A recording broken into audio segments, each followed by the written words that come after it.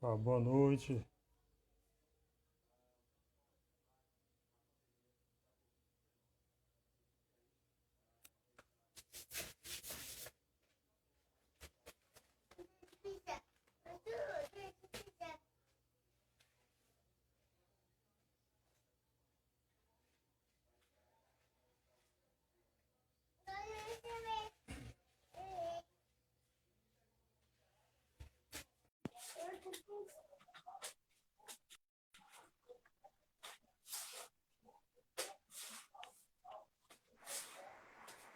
Boa noite, quem está chegando agora. Olá, boa noite. Boa noite, tudo bem? Tudo bem, e você? Tudo jóia. Na correria aí, o dia foi corrido, mas graças a Deus no final tudo dá certo. Então, um tempinho para o pessoal chegar. Estamos aí com o Rodrigo, Certo. consultoria Master, Maria Marmiele,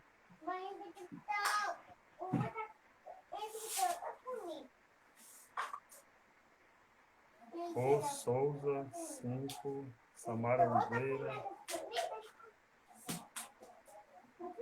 Cida Bastos, Silva Prof, Santos, nosso diretor aí do Sinteste, professora Marta, Kécia, boa noite. Boa noite a todos, sejam bem-vindos. Nós vamos dar um tempinho aqui para mais gente chegando, para a gente se apresentar e dar início à nossa live. Dá um tempinho que eu tenho umas criancinhas aqui, vocês não liguem, tá bom? Tem duas criancinhas aqui, eles vão dar um pouquinho de trabalho, mas a gente vai tentando aqui contornar a situação, tá bom?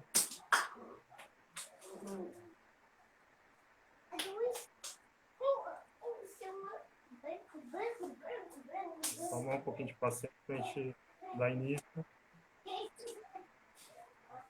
No tempo que mais gente chega aí, a gente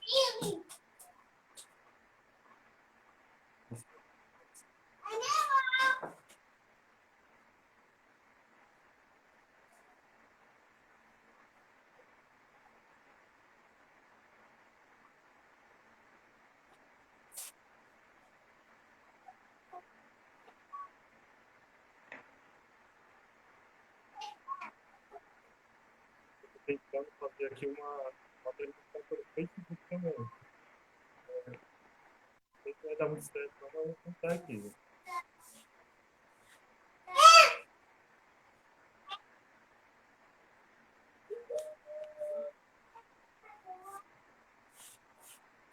Mário Oliveira, boa noite. Antônio Martins, boa noite, Cleia, mais uma vez. Oi? Pronto, vamos lá, né? Pronto, boa noite, pessoal, mais uma vez a todos, sejam bem-vindos à live do Sinteste. Meu nome é Marcel Silva, estou presidente do Sindicato dos Técnicos de Segurança do Trabalho do Estado do Ceará. E a gente está sempre procurando fazer algumas lives, né, informativas, voltadas para a nossa profissão, né? Mas estamos num momento de pandemia e que é um assunto aí que muitos dizem já tá gasto, já está saturado, mas é um assunto ainda que gera muitas dúvidas, existem muitas falsas informações aí, como essa chamada fake news, né? Então, nós, como profissionais da prevenção, né, da segurança do trabalho, nos sentimos na obrigação, né, de contribuir com as informações verdadeiras, né, e para isso buscamos um profissional com expertise, né, com conhecimento na área, e aí contactamos com o SEREC Ceará e a pessoa da Mara, e a pessoa da Mara nos indicou o pai, que é enfermeiro. Eu vou dar aqui a oportunidade para ele se apresentar, falar um pouquinho da pessoa dele. Em seguida, a gente vai dando seguimento aí ao nosso bate-papo. Mike? Boa noite, Maciel. Boa noite a todos que nos acompanham aqui pela live do Instagram. Gostaria só de saber se vocês estão conseguindo me ouvir bem, se minha imagem está ok. Vocês podem me confirmar pelo chat?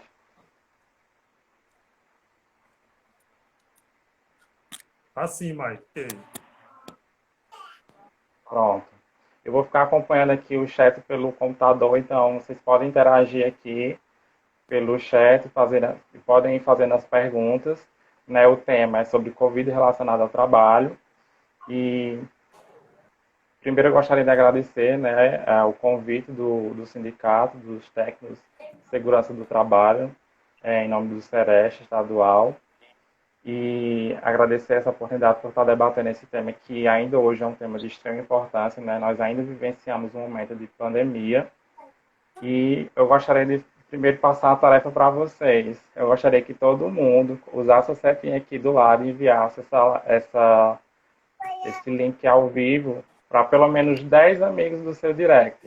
Porque nós estamos com 15 pessoas agora ao vivo e talvez as informações que vamos compartilhar aqui podem ser úteis para muita gente que pode nos acompanhar agora ao vivo. Inclusive eu vou até mandar também para vamos aumentar aqui a nossa audiência. Pronto.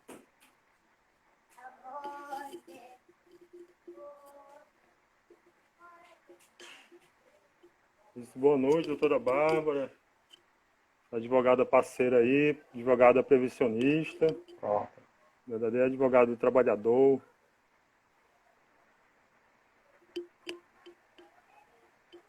Pronto, Mike, Eu já enviei aqui para os meus 10. Pronto. Show de bola. Bonavides também aí, nosso técnico de segurança aí também do Celeste Fortaleza, né? Eu me confundo algumas coisas dessas denominações, né? Celeste estadual. Estadual. É Celeste Pronto, estadual. eu me confundo um pouco nessas divisões. Pronto, Mike, então você Pronto. estava na apresentação, né? Isso, já estamos com 14 pessoas. Como o Márcio ia falando, né, eu sou enfermeiro do Celeste Estadual, sou formado pela Universidade Federal de Campina Grande, sou bacharel em enfermagem e tenho residência em saúde coletiva pela Escola de Saúde Pública. Né, o Sindicato dos Técnicos em Segurança do Trabalho nos convidou, né, para estar debatendo um pouco, na verdade para estar tendo uma conversa, né, na verdade aqui não é nada muito formal, é um compartilhamento de saberes sobre o Covid-19. Então, todo mundo que está assistindo pode ficar à vontade para fazer perguntas pelo chat e vou estar acompanhando aqui pelo computador. E aí a gente vai debatendo sobre os assuntos. Aproveitando o gancho, né, eu gostaria de apresentar sobre o que é o SEREST. Como eu falei, né, eu sou enfermeiro do SEREST e muita gente não conhece e não sabe o que é o SEREST. Para quem não conhece, o SEREST é o Centro de Referência em Saúde do Trabalhador. No meu caso, eu sou enfermeiro do SEREST estadual. Mas aqui no Ceará nós também temos o SEREST municipal e também SERESTs regionais. O SEREST municipal é o SEREST Fortaleza e também temos os SERESTs regionais, que são 7 espalhados pelo estado. Certo? E aí nós somos, como eu falei, o Centro de Referência em Saúde do Trabalhador. A nossa temática nós trabalhamos com a saúde do trabalhador. Gostaria aqui só de apresentar a nossa missão, visão e valores, para que as pessoas elas tenham maior aproximação com o serviço, né? O que é o SEREST e quais são as nossas competências. Sim.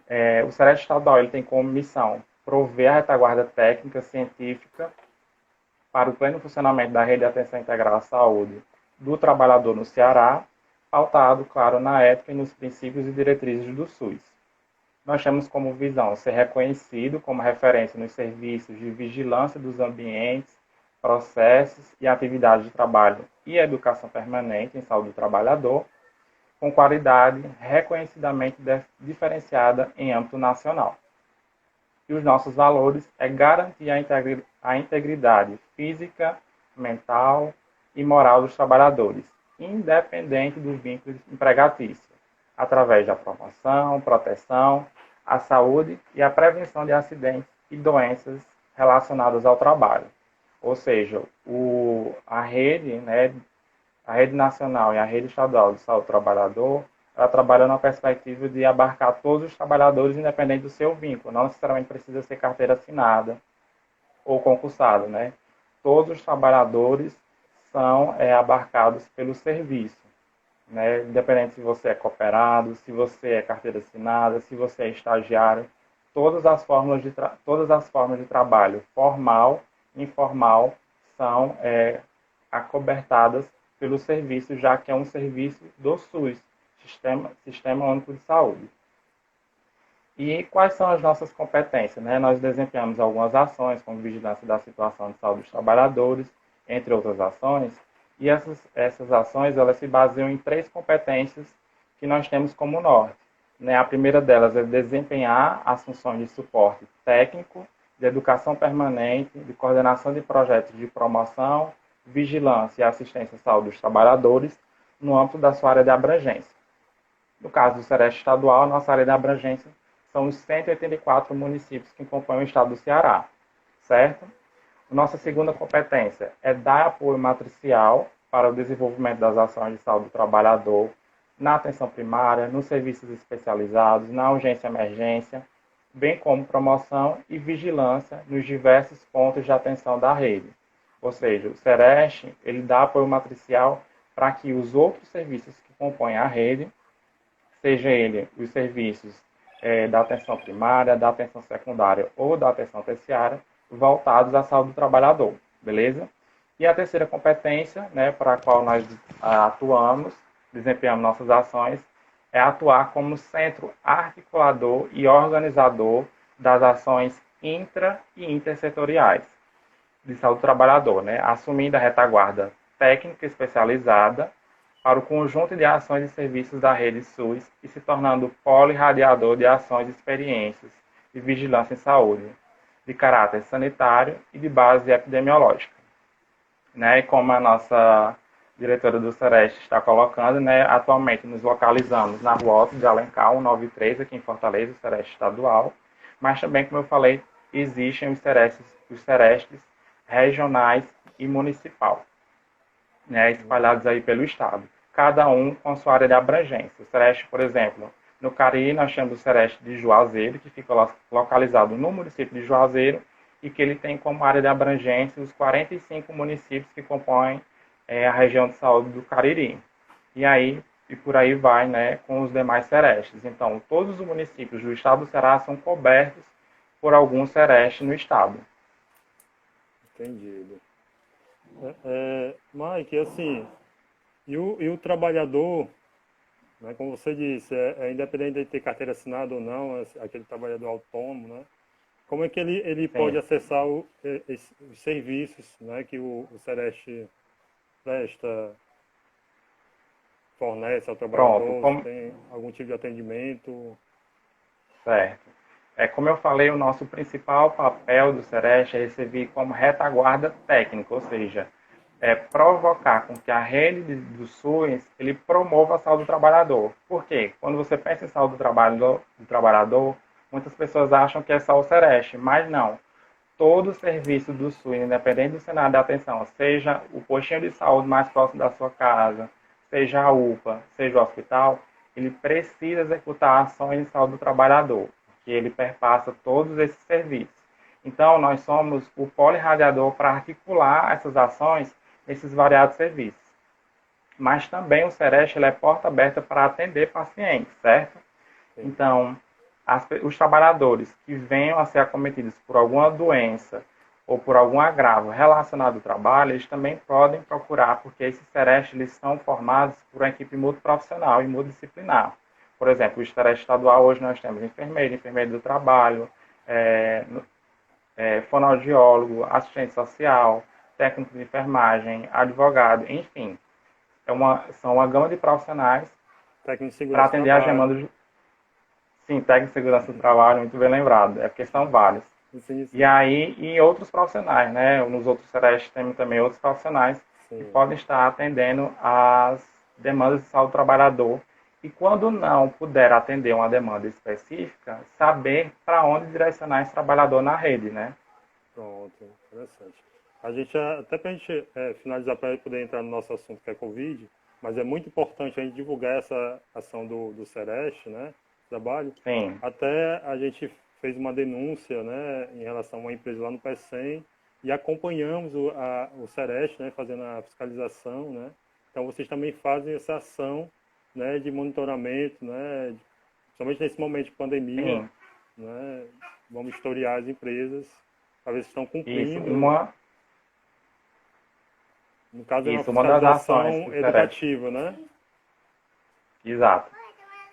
Uma Pronto. das ações que a gente tem feito bastante, principalmente em decorrência da pandemia, é as vigilâncias em saúde do trabalhador, né?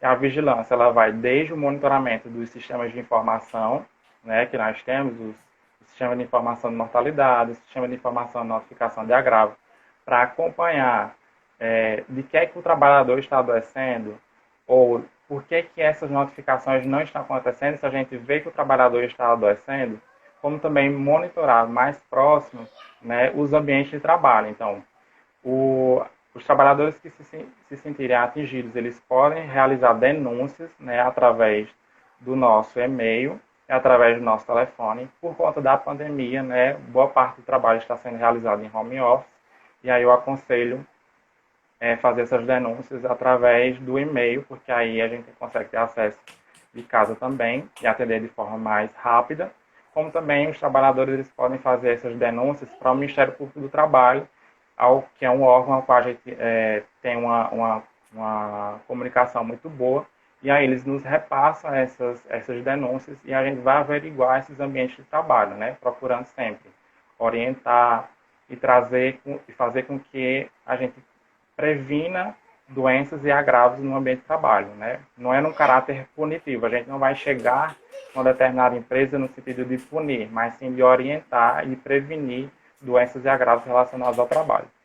Sim, é um serviço muito importante e até nossos grupos, nossas conversas com nossos profissionais de segurança, a gente fala, né, que não tenha medo da fiscalização, não tenha medo, seja fiscal do Ministério do Trabalho, seja da Vigilância Sanitária, seja do SERESP, porque ali eles estão para nos ajudar, né, para contribuir, para orientar Exato. como proceder da melhor forma, né? Então, mais uma vez, parabéns, né, ao trabalho do SERESP, é um trabalho valioso, né, que faz toda a diferença. Bem, vamos lá para o nosso assunto, né, que a gente falou aqui sobre a Covid, né, principalmente. Ivanildo, a gente Isso. responde já as perguntas. Vamos lá. E aí, pessoal, fiquem atentos que eu também vou fazer pergunta para vocês que estão aqui nos assistindo, viu? Quero ver se está todo mundo afiado. Olha aí. Pronto, Mike. Em relação à Já tem muito Covid. comentário. Isso, tem muito comentário. Já a gente para dar um alôzinho pro pessoal. Em relação ao Covid, né? O que é a Covid? Né? Quais são os principais sintomas? Como diferenciar de gripes, né? De outros vírus? Né? Vamos dar esse iniciozinho, esse link pro pessoal, né? Às vezes muita gente que confunde ainda, que não entende, que é muito disso me disse. Então, só para a gente esclarecer um pouquinho. Pronto, então bora lá. Em relação ao que é Covid-19. Primeiro, eu acho que é preciso a gente distinguir 3 termos que são ainda bastante confundidos, né? Como eu falei, a gente já está com mais de um ano de pandemia, e mesmo assim as pessoas ainda confundem esses 3 termos. Quais são eles? Covid-19, coronavírus e SARS-CoV-2. São 3 termos que são totalmente distintos. O primeiro deles que eu gostaria de explicar para vocês, o que é SARS-CoV-2. SARS-CoV-2 foi o nome atribuído ao vírus ao qual desencadeou essa pandemia ao qual nós estamos vivenciando, certo? Então, é o vírus causador da doença. Foi batizado, digamos assim, como SARS-CoV-2. No início, né, antes mesmo de decretar a OMS decretar a pandemia, ele foi chamado de um outro nome, se não me engano era... Eu não lembro agora muito bem o nome, mas era outra nomenclatura. E aí, com o passar do tempo, a comunidade científica, né, e os cientistas que descobriram o vírus o batizaram de SARS-CoV-2. Então, esse vírus, batizado de SARS-CoV-2, ele é responsável por causar uma doença. E essa doença é chamada de Covid-19. Então, SARS-CoV-2 é o nome do vírus e Covid-19 é o nome da doença causada por esse vírus, certo? E o que é coronavírus? Coronavírus é uma família de vírus. Então, a gente não tem só o SARS-CoV-2. Nós temos outros tipos de SARS-CoV, né? Nós temos o SARS-CoV-1, o SARS-CoV-3 e outros vírus que compõem essa família. Igual a gente quando estuda lá na biologia, né? Reino, família, gênero, ordem, classe, enfim. Então, essa família agrupa vários vírus. Aí, só destacando que o SARS né, do SARS-CoV-2 é por conta que esse vírus é capaz de causar uma síndrome respiratória aguda grave, CoV, porque é coronavírus, por quê? Porque o vírus ele possui uma coroa, né, que as pessoas chamam de forma mais empírica de coroa, ou seja, uma proteína que ele possui na sua cápsula em formato de coroa que ele usa para adentrar nas nossas células. Então ele possui essa coroa, que é a proteína S, e 2, que é o tipo dele, né? Porque, como eu falei, tem o SARS-CoV-1, o SARS-CoV-3. Então, são estes três termos aí que eu gostaria de diferenciar inicialmente. E o que é a COVID-19? Como eu falei, né? A doença causada pelo SARS-CoV-2 e uma infecção respiratória, né? Ele é uma doença causada pelo vírus que acomete as nossas vias respiratórias. Ele pode causar, né, sintomas que variam, e aí o Ministério classificou esses sintomas em 5 classes, né? Vai variar de pessoa para pessoa, esses sintomas. Existem aqueles indivíduos que são assintomáticos, ou seja, aqueles que não vão apresentar sintoma algum, mas que estão infectados pelo vírus. Muitas dessas pessoas, eles detectam a doença de forma esporádica, aleatória, né? Faz o exame e acaba descobrindo que está infectado pelo vírus. E também o Ministério classificou de outras formas, né? Tem os casos assintomáticos, como também tem o caso leve, que aí a pessoa pode apresentar só uma febrícula, dor na garganta, enfim. Tem os casos moderados, o caso grave e o caso crítico, ou seja, aquele caso que necessita de um suporte de UTI, né, de unidade de terapia intensiva. E aí varia muito de pessoa para pessoa. Os casos mais graves são aqueles que apresentam uma desconforto respiratório muito forte, ou seja, a dificuldade de respirar, o cansaço, como as pessoas conhecem, mas também os casos moderados podem apresentar dispneia. E também eles apresentam, né, uma diminuição da saturação de oxigênio no sangue. As pessoas, né, com a pandemia, muita gente comprou aquele aparelhozinho de colocar no dedo. Então, muita gente hoje já consegue identificar isso. Mas para as pessoas que não têm, só mesmo no hospital ou na unidade de saúde. Mas pode levar a sepse, falência múltipla de órgãos, enfim. Então, os sintomas eles variam muito de acordo com a doença em cada pessoa. A maioria dos indivíduos eles vão apresentar, né, 40% das pessoas eles vão apresentar casos leves. Outros 40% vão apresentar casos moderados da doença. E apenas 5% podem apresentar casos críticos. O problema é que a gente não sabe quem que vai apresentar qual modalidade da doença, né? Então é por isso que a gente precisa, ao máximo, evitar a disseminação e a propagação do vírus. Assim, tem outros 2 sintomas que são bastante característicos, né? Também tem a questão da febre, mas que não é obrigatório. Náusea, vômito, diarreia. E também a ageusia, ou seja, a perda do paladar, e a anosmia, ou seja, a perda do olfato. Esses 2 sintomas, eles são bem característicos, só que uma pessoa acometida pela doença, não necessariamente ela vai apresentar esses 2 sintomas.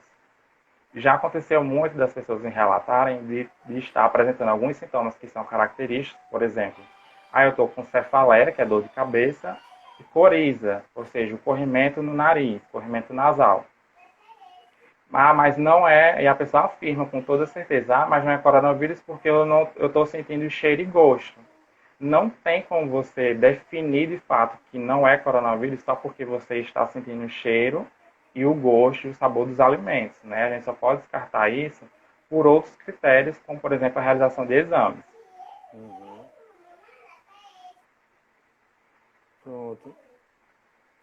Inclusive, eu logo no começo dessa pandemia, eu passei por esse processo. Meus 2 primeiros dias foi uma dor muito grande no corpo, né? E depois Sim. perdi o olfato. Passei uns 15 dias sem olfato. Mas realmente foi da leve. Né? Mike, então assim, certamente por haver essa condição de sintomas leves, né? Que eu acho que a grande maioria da população, né, foi acometida dos leves, veio aqui essa ideia, né, essa falácia, que a Covid tinha um tratamento ali para solucionar, que aliviava, que eliminava, né, os sintomas. E assim, hoje eu acho que a ciência já tem essa resposta com maior convicção que não temos, né, um medicamento, né, que previna ou que logo seja um tratamento precoce ali para eliminar, né, para evitar o avanço Exato. da Covid, não é isso? Isso. Até hoje, né, nós não temos nenhum tratamento 100% eficaz para a Covid-19. O que nós temos são alguns fármacos e algumas drogas que foram analisadas por estudos científicos. Na verdade, foram citados mais de 100 medicamentos relacionados para o tratamento da Covid. Mas apenas até agora, o momento, 3, né, que apresentaram alguma eficácia. E mesmo assim, nenhum desses 3 medicamentos são 100% eficazes. Na verdade, eles apresentaram uma baixa eficácia, com exceção do que foi aprovado, inclusive, essa semana, para uso emergencial pela Anvisa. Esse sim foi que apresentou um resultado um pouco mais robusto. Mas mesmo assim, a literatura científica ela traz que é preciso ainda investigar e é preciso ainda que haja mais estudos que tragam dados mais concretos e robustos, né? Como você bem falou, não existe tratamento precoce, o que existe são métodos de prevenção.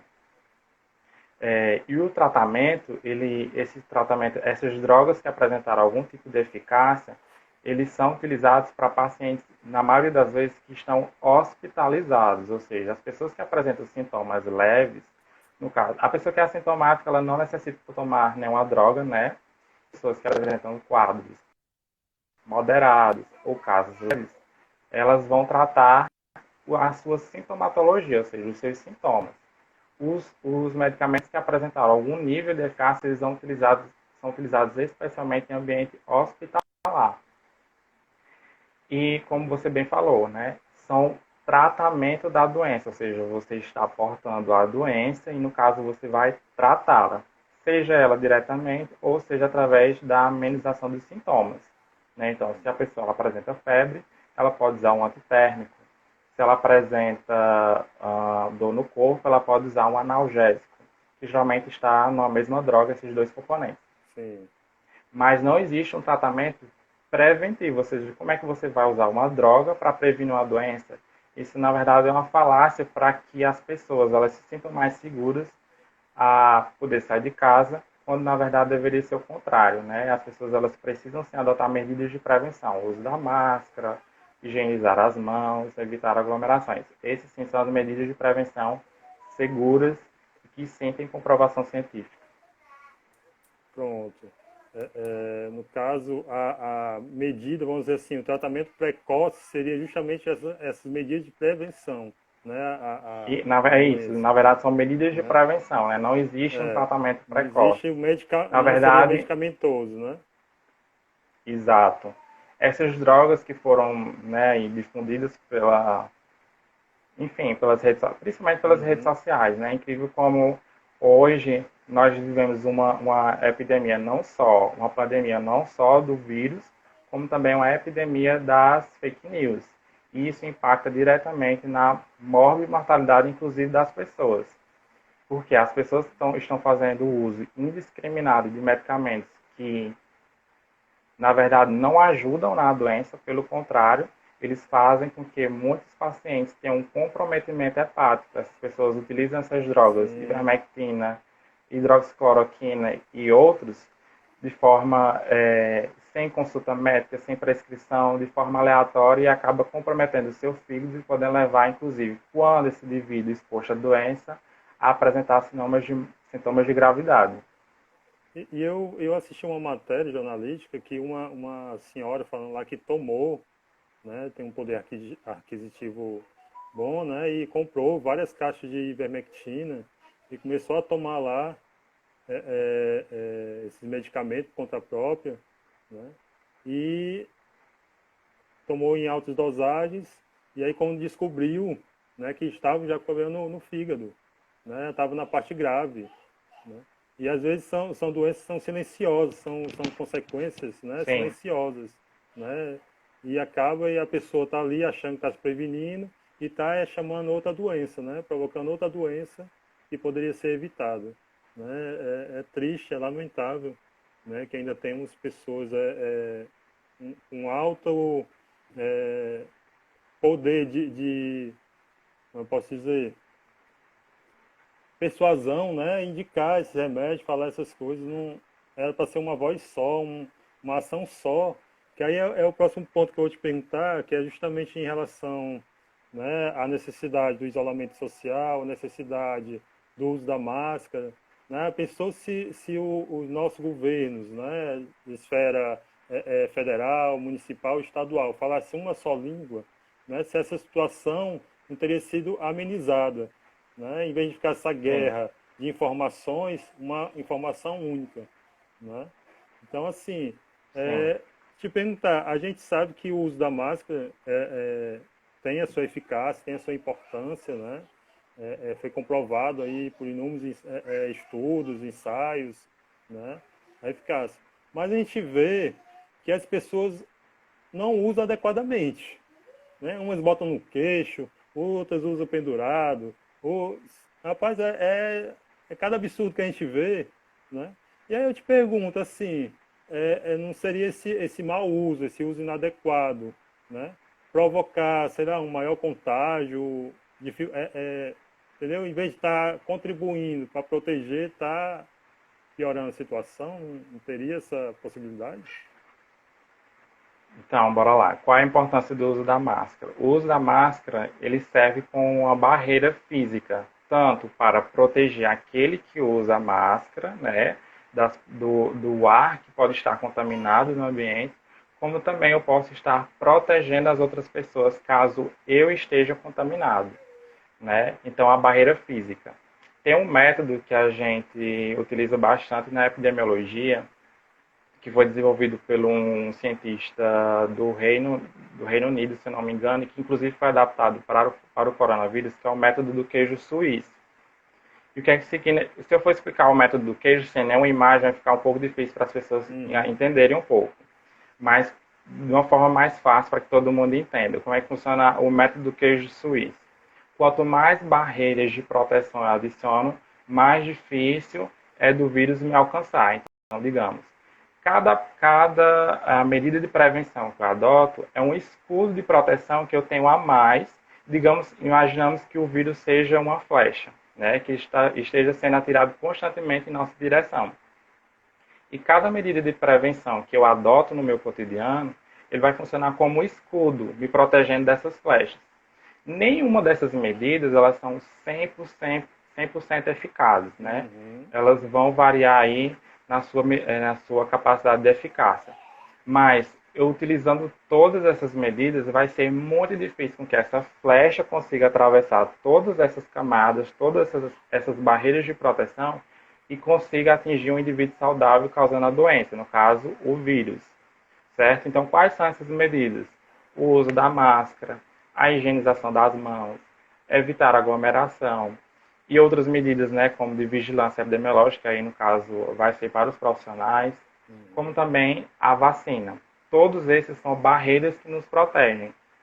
À medida que eu deixo de fazer alguma delas, então eu tenho um escudo de proteção a menos que me proteja. A máscara funciona como uma medida de proteção a mais, certo? Que previne aí uma porcentagem muito grande de contaminação pelo vírus. Né? Hoje, inclusive eu estou até aqui com as máscaras para mostrar. Né? Nós temos a máscara de tecido, essa que todo mundo conhece, todo mundo tem, que foi recomendada principalmente porque no início da pandemia as máscaras cirúrgicas e N95 foi destinadas principalmente pela escassez aos profissionais de saúde e e às pessoas contaminadas pelo vírus, porque elas protegem mais, mas que as pessoas conseguiram implementar foi o uso da máscara de tecido. Essa máscara de tecido ela precisa ser de um tecido que de fato nos protege, ou seja, a recomendação, principalmente da CDC, que é um órgão americano, é que seja de algodão. E ela precisa ter 3 camadas. Vou só ocultar aqui a marca. Uma camada externa, uma camada mais interna e uma camada que fica no meio. Não dá para ver aqui, mas ela tem outra Uhum. camada. Então, ela precisa ter, no mínimo, 3 camadas para conferir um grau de proteção. A máscara de tecido, né, eu inclusive achei aqui uma revisão, um estudo, uma revisão de pesquisadores aqui do Ceará que analisaram a eficácia da máscara de tecido, eles colocam como alta, mas não tem como a gente precisar uma porcentagem de proteção da máscara de tecido, porque a gente usa, lava, e aí, à medida que a gente vai lavando, ela vai perdendo seu fator de proteção, certo? Nós temos também a máscara cirúrgica, né, que é essa que vem com um ferrinho aqui em cima para ela ficar ajustada no seu nariz. Então você vai colocar e precisa ajustar o nariz, porque ela vai vedar todos os espaços e permitindo com que não haja troca, né, caso você esteja doente, ficar expelindo o vírus para o meio externo. E duas coisas que é importante em relação à máscara cirúrgica e os outros tipos de máscara também, né? Que tem o ganchinho para colocar na orelha e que as pessoas costumam muito fazer os famosos nós, né? Tem um caso da pessoa que bota assim, vou até fazer aqui, tentar fazer. Da pessoa que coloca assim, ó. Sim. E aí fica uma brecha muito grande aqui na lateral.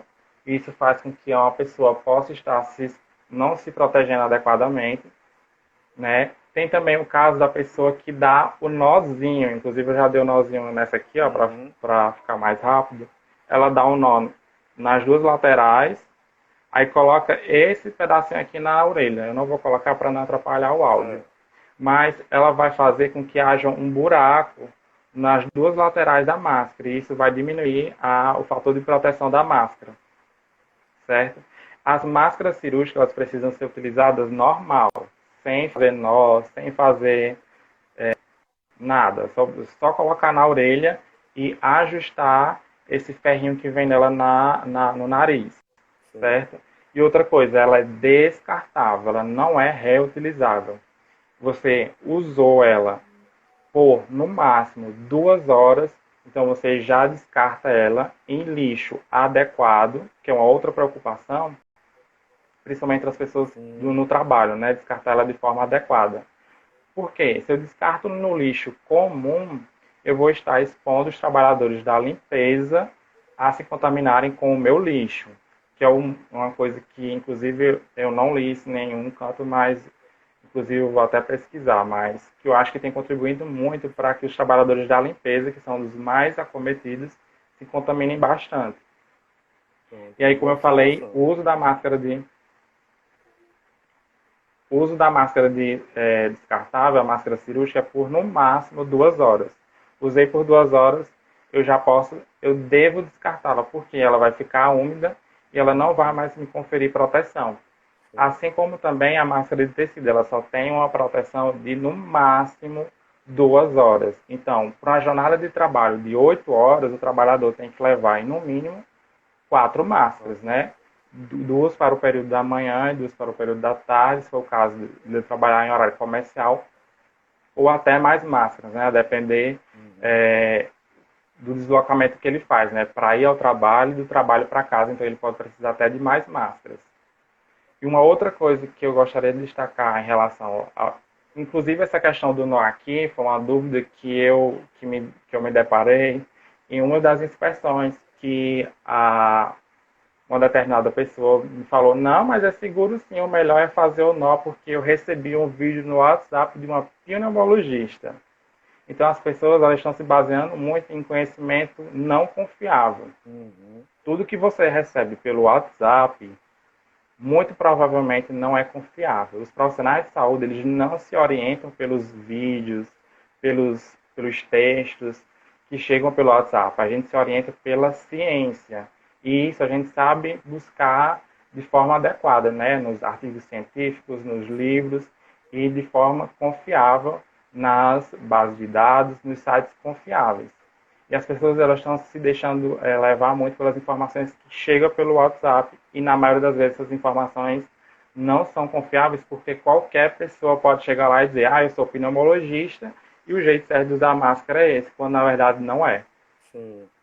Nós temos também, assim, e a máscara cirúrgica, ela confere uma proteção de 80%, certo? Não. Tem ainda a máscara N95. Mas qual a diferença da máscara N95 para a máscara PFF2, né? Às vezes as pessoas ficam perguntando, e quem é PFF2, quem é N95? Na verdade, é o mesmo tipo de máscara. N95 é a nomenclatura usada nos Estados Unidos e aqui no Brasil a nomenclatura que a gente usa é PFF2. As duas são a mesma coisa. Nós temos esse modelo, né, que pode ser colocado atrás da orelha, que também vem com um ganchinho aqui para ajustar no nariz. Então você precisa colocar e ajustar ela bem no nariz para que você respire através dela. Ela vai vedar totalmente o seu rosto e vai conferir um fator de proteção, a eficácia de proteção de 95%. Por isso que lá nos Estados Unidos eles chamam de N95, porque ele tem um poder de filtração de 95%, certo? Tem também a N95, que ela não vem com esse ganchinho para colocar atrás da orelha, e sim para colocar na cabeça. Ela vem com um cordãozinho maior. Tem até um aqui, eu não vou colocar só para não atrapalhar o meu áudio. Pronto, Mas Mike. o que eu vejo muitas... Aproveitando esse teu Pode gancho perguntar. aí, que você botou a diferença, né, da N95 aí com os dois, um na orelha e outro por trás da cabeça. Eu li em algum Uhum. canto, até no Instagram, que é especializado nesse negócio de máscara, qual máscara, algo do tipo assim, o nome lá do Instagram. E aí ele diz que o melhor é esse que se bota o elástico por trás da cabeça, né, que esse da orelha, enganchando na orelha, não tem... Não que não tenha eficácia, mas entre um e outro, a melhor opção é aquele que o elástico vai por trás da cabeça. Você já ouviu Assim, alguma eu coisa não sobre vi isso? ainda nenhum dado, nenhum site, assim, mais, digamos assim, confiável, né? O OMS, esses órgãos mais Uhum. convivos, esses órgãos mais confiáveis fazendo essa diferenciação. Até o momento que eu sei que os dois tipos, seja esse que fixa na orelha ou que por trás da cabeça, todos conferem o mesmo fator de proteção, É, que no caso da PFF2 é de 95%. show. No caso dessa, que tem a alcinha maior, você tem que colocar as duas alças. E o que eu vejo muitos profissionais errando é colocando as duas alças aqui por trás. Quando, na Só na verdade, nuca, né? uma é aqui na parte posterior, mais ou menos na região da nuca, e outra na parte superior da cabeça, porque Uhum. ela vai fixar melhor no seu rosto, principalmente aqui na região do nariz. Se você coloca as duas alcinhas aqui por trás, ela não vai vedar bem. Sim, Se você reparar, ela não vai vedar bem. Nós temos ainda a PFF3, eu não tenho nenhuma aqui, mas a PFF3 ela confere um fator de proteção de 99%. O máximo que a gente precisa utilizar é a N95, porque o vírus ele tem um tamanho que na mais variada situação, a N95 ela vai conferir proteção. Não há necessidade de usar uma PFF3, por exemplo. Qual a diferença da PFF2 e a máscara cirúrgica? A máscara cirúrgica ela protege contra gotículas, ou seja, a gente expela o vírus através da nossa fala, através de espirro, através de tosse. Normalmente, quando a gente fala, espirra ou tosse, esse vírus ele sai em gotículas, ou seja, são, digamos assim, pequenas partículas que não conseguem atravessar a máscara cirúrgica, certo? A máscara descartável. Agora, quando nós vamos, principalmente os profissionais de saúde, vamos fazer algum procedimento que vá quebrar essa gotícula, ou seja, vai dividir ela em pedaços menores, gerando assim aerosóis e não mais gotículas, aí a gente precisa da N95 porque ela tem uma proteção maior. No entanto, como o vírus, né, já adquiriu uma habilidade aí, a cada dia que se passa o vírus ele vai mutando e vai adquirindo novas habilidades. Então, os órgãos, né, aí que são responsáveis por nos direcionar em relação às medidas de prevenção, eles já começam a colocar que a gente pode utilizar em 95 em ambientes fechados, no caso a população normal, não só os profissionais de saúde, em ambientes fechados, como também em ambientes mais aglomerados, digamos assim, por exemplo, transporte público. o recomendado hoje, né, com as novas cepas do vírus, é utilizar a N95, porque ela confere uma proteção maior. E o vírus, né, está aí com uma capacidade maior de transmissibilidade.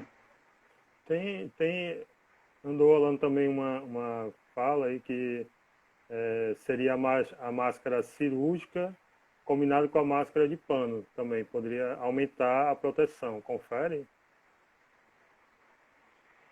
Eu acho que eu não, assim, eu não vou falar assim com 100% de convicção, porque eu não li nenhum dado confiável, né? Nenhum dado em alguma revista científica ou algum dado mais confiável.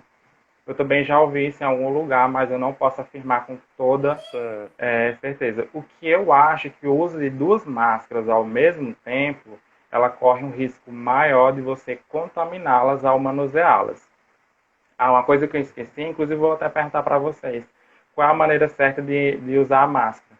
Vocês sabem que a gente precisa higienizar as mãos antes de colocar a máscara, né? Porque a minha mão, ela, teoricamente, ela está suja. Então, eu preciso higienizar ou com água e sabão ou com álcool 70. E também preciso higienizar para a retirada delas, sempre pegando pelas laterais, nunca tocando na máscara em si, tirando ela pelo negocinho de colocar atrás da orelha. Isso, pelas alças. Sendo retirando ela pelas alças e colocando pelas alças. Certo? E aí eu gostaria de perguntar para vocês, vocês sabiam que, por exemplo, a maioria das pessoas usam o álcool 70, né? Que existe um tempo para você usar e friccionar o álcool 70 nas mãos? Vou até acompanhar aqui pelo chat. Pronto, tá aí a pergunta. Enquanto isso, o pessoal vai respondendo, a gente vai vendo aí quem já está perguntando, né, Mike? Acho que nós já estamos com mais de meia hora já de live. Aí vamos ver as perguntas aqui, o pessoal que está participando, para a gente interagir aí. Ivanildo participando. Rô Souza, Samara Oliveira, doutora Bárbara mais uma vez, Sâmia Borges, acho que eu voltei lá pro início aqui. Vou ver aqui.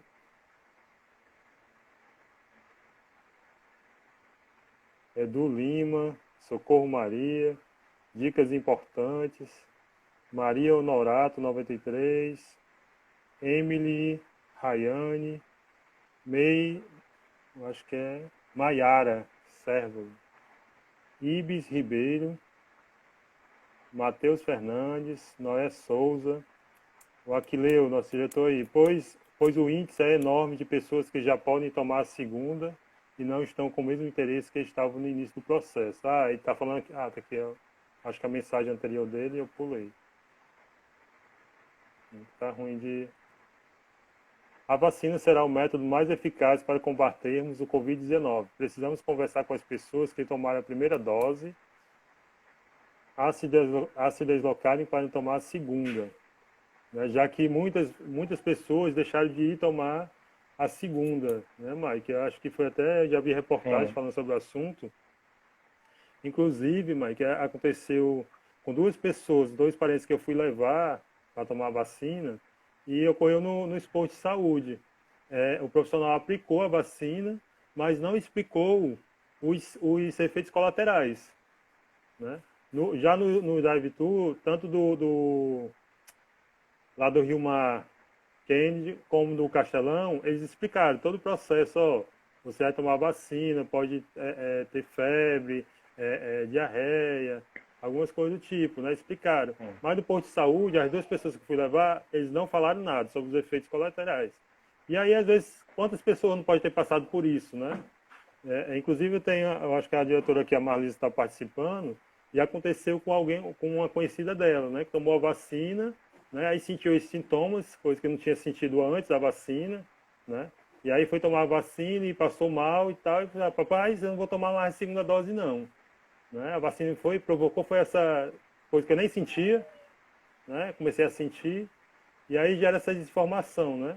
Então é muito importante ter essa informação na hora que está sendo aplicada a vacina, que a pessoa toma. Ó, Tem o efeito colaterais que todo medicamento tem, né? Uns a gente não percebe, não sente ali o sintoma, mas outros a gente tem, né? É o organismo dizendo ali que está tendo alguma alteração, né? Algum organismo diferente, né? Eu não sei falar o nome técnico, talvez você possa explicar melhor, né? Mas ali a Sim. febre, é dizendo que tem alguma alteração no organismo, né? Então, são efeitos do medicamento, é normal, é comum. Né? O que seria normal, eu acho que é passar de 2 dias, né? Com esses sintomas, né? Febre, algo do tipo, não é isso? Em relação à Bom, vacina? bora lá, vamos explicar aqui algumas coisas. Primeiro, existe uma diferença entre efeito adverso e efeito colateral. O Ótimo. efeito adverso é aquele efeito que, quando se libera uma droga para uso, você já espera que algumas pessoas vão apresentar determinados sinais e sintomas. Esses sinais e sintomas geralmente não são desejáveis, são efeitos indesejáveis. Então, o efeito adverso é um efeito indesejável, mas que já é esperado. Por exemplo, as pessoas que tomam remédio para enjoo quando vai viajar, né? O Dramin. Essas pessoas elas apresentam sonolência. Isso é um efeito adverso esperado, até porque faz parte do mecanismo de ação da droga. As pessoas que usam antihipertensivo, o captopril, por exemplo, elas costumam apresentar tosse seca. E isso é um efeito indesejável, né? Porque o efeito desejável é que a droga haja reduzindo a pressão arterial, né? O captopril é utilizado para reduzir a pressão arterial. Porém, existe esse efeito indesejável, que é a tosse seca, que é considerado um efeito adverso. É indesejável, mas já se espera que algumas pessoas vão apresentar tosse seca. E isso também acontece com as vacinas. Eles mapeiam quais são os efeitos que são indesejáveis, mas que são comuns de aparecer. E também, né, e a diferença entre efeito adverso e efeito colateral é que o efeito colateral é aquilo que foge do esperado, ou seja, são os efeitos que podem ser benéficos ou maléficos. Existem casos que são benéficos, mas também podem ser maléficos, e que foge daquilo que se espera de uma determinada droga, ou seja, um efeito que a pessoa usou uma determinada vacina, um determinado medicamento e apresentou uma reação totalmente diferente do que se esperava. E aí, a própria. Hoje no Brasil nós temos utilizando duas vacinas. Uma delas é a Coronavac, do Instituto Butantan, com o laboratório chinês. E também temos a Covishield, que é a outra vacina da Fiocruz, juntamente com a Oxford e a AstraZeneca. Essas dois imunobiológicos, eles possuem mecanismos de ação diferentes, e os dois institutos, tanto a Fiocruz quanto o Instituto Butantan, eles lançaram a bula dessas vacinas. Inclusive, o Butantan lançou a bula de duas versões. Uma para os profissionais de saúde, com a linguagem mais pouco rebuscada, e uma bula para as pessoas, para demais pessoas da população em geral. Então, todo mundo pode ir lá no Google, baixar a bula das duas vacinas e ver quais são essas reações a qualquer momento, de forma segura, né? Não é através do WhatsApp nem através de nada. Você vai lá no Google que está disponível. Mas eu posso até aqui citar, por exemplo, da Coronavac. Eles mapearam os efeitos adversos em 3 grupos.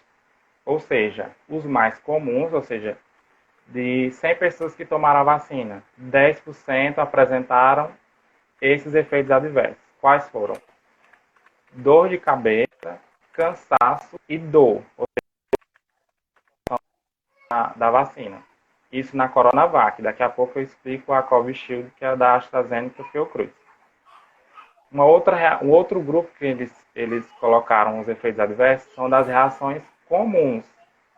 Ou seja, a reação muito comum foram em mais de 10% dos indivíduos. Reação comum, entre 1% e 10% das pessoas que vão tomar a vacina podem apresentar esses sintomas, que são enjoo, diarreia, dor muscular, calafrios, perda de apetite, tosse, dor nas articulações, coceira, coriza, ou seja, corrimento nasal e congestão nasal. Além também de vermelhidão, inchaço, o endurecimento e coceira no local da aplicação da vacina. Então, todas essas reações são reações comuns, reações esperadas. Não é porque você tomou a vacina está provocando aquela reação. Aliás, está sendo provocado por conta da administração da vacina, mas é uma reação que já é esperada. Então, não precisa por que você se preocupar, certo? E tem ainda as reações incomuns, que são aquelas que podem acontecer entre 0,1% e 1% das pessoas que tomam a Coronavac. Que aí vai ser vômito, febre, vermelhidão, reação alérgica, dor na garganta, dor ao engolir, espirros, fraqueza muscular, tontura, enfim, são algumas reações que também são esperadas, mas isso num nível muito baixo de pessoas que tomam a vacina. É 0,1 a 1% dessas pessoas. Não vai ser todo mundo. Eu, por exemplo, tomei as 2 doses da Coronavac e não apresentei nenhuma reação. São reações que são esperadas, mas que não é que vai acontecer com todas as pessoas que vão tomar a vacina. Entendi. Já em relação à vacina Covishield, que no caso é a vacina AstraZeneca com a Fiocruz, eles não categorizaram assim por mais comum, comum ou menos comum. Eles só colocaram as reações por porcentagem. E também está disponível lá na bula da vacina, que todo mundo tem acesso através do Google e através do site desses institutos, né? Tanto através do Instituto Butantan quanto através da Fiocruz. Você pode ir lá visitar o site deles e baixar. Quais são os efeitos adversos mais comuns?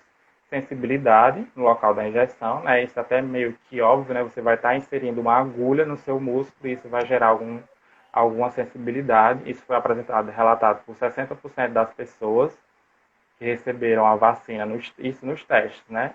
Antes dela ser colocada aí para toda a população. Dor no local da injeção, dor de cabeça, no caso cefaleia, e fadiga. Isso em 50% das pessoas. Elas podem também apresentar mialgia, que é a dor no corpo, e mal-estar. Podem apresentar febre e calafrios. E ainda apresentar dor nas articulações e náusea.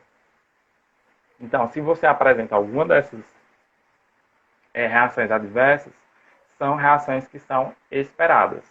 Inclusive, a própria Fiocruz, né, na possibilidade de você apresentar algumas dessas reações, dor no corpo, febre, dor nas articulações, eles, inclusive, já trazem a recomendação de você usar um antitérmico. Né, se você apresentar alguma dessas, usar um antitérmico de 6 em 6 horas ou de 8 em 8 horas. E tudo bem. Pronto, Mike. Excelentes informações aí. Eu acho que dá para desmistificar essa questão, né? Que aí a gente vê, como você disse, é massificado essas mensagens no WhatsApp, em Facebook, nas mídias sociais como um todo, mas o WhatsApp que o pessoal tem mais acesso, né? Então até aquela história que a vacina modifica o nosso DNA, né? Que tem um chip na vacina. Como é que eu vou botar um chip, não, um líquido lá na vacina para ir para... Rapaz, é cada absurdo que a gente ouve, né? Que a gente fica assim, né, bestificado. Mas é com esse intuito, né, que a gente veio fazer essa live, né, para levar informação, como você disse, com fontes precisas, fontes corretas, Confiáveis. né, confiáveis. Como você disse aí, a vacina antes, apesar dela ter sido assim comparada a outras, ter sido fabricada muito rápido, mas por quê? Porque já conheciam o método, né, já conheciam, né, o método de produzir, já tinham, então fizeram o teste lá e deu certo, né? Então por isso a tecnologia, a ciência está muito avançada. Então se a gente for comparar, mas antes as vacinas demoravam 5 anos, 10 anos, sim, enfim, mas as coisas estão mudando, a gente está tendo a impressora 3D, estão construindo aí 3D. Então, porque com a ciência que tem estudiosos, tem pessoas que estão lá dedicados a isso, não podem fazer as coisas mais rápido, né? Diferente dos outros tempos. Né? E eu até vi uma entrevista desses dias aí na TV Senado com aquela doutora Natália, eu acho que é da Fiocruz, né? E ela explicando a situação, o porquê da vacina, né? Que a maioria dessas doenças virais, nenhuma, se for ver, nenhuma tem remédio, né? A não ser lá, ela Exato. citou a única que é o coquetel aidético, né? Não sei nem se o termo é esse, né? Aquele coquetel para AIDS, né? Do vírus da AIDS, né? O único que ainda foi medicamentoso, mas o restante, todos são vacinas, né? Todos coqueluche, citou lá vários, que são vacinas, não existem medicamentos, né? Então, muitas vezes as pessoas ficam nesse debate, ficam nesse negacionismo, sem entender, Uhum. né? Sem saber o histórico, vão procurar puxar o histórico, vão buscar as fontes corretas, né? Confiáveis, para a gente poder se basear e poder falar, né? É, Sim. Existe ainda muitos mitos em relação à vacina, porque, inclusive, quando a vacina foi criada, existia sim alguns casos em que as vacinas elas ocasionavam a doença, mas isso lá em 1800 e preto e branco, né?